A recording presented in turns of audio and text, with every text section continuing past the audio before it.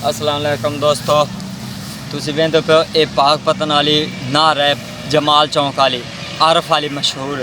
इन एक अज बड़ा ही अजीबो गरीब वाक़या होया कि एक आदमी हैगा जिंदी असी वीडियो नाल लावांगे।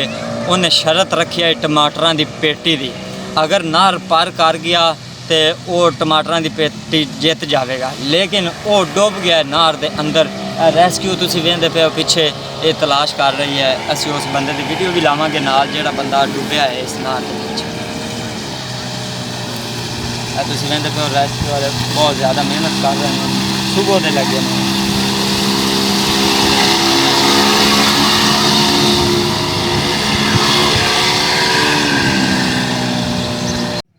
तू डुब जावी मर जावी नारे छाल मारदा पे, मैं जिम्मेवार नहीं है, तू खुद है। इन्हें मेरी कोई गलती गुलती नहीं, तू आधे आधे आप पे छाल मारदा पे। ठीक हो गया, तगड़ा है, दिल तगड़ा हो गया। वेखी चल चल किसी और बंदे ने उतारी आती कि नहीं?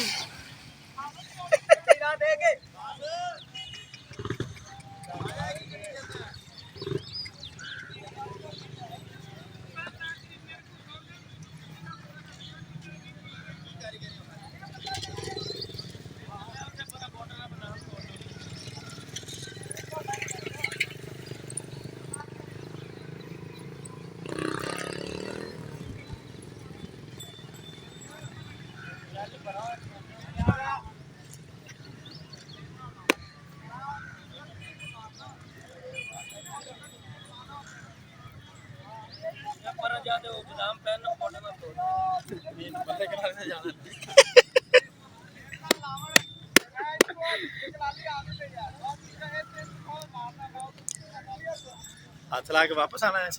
नहीं नहीं निकल जाना है पार करने से चाट देने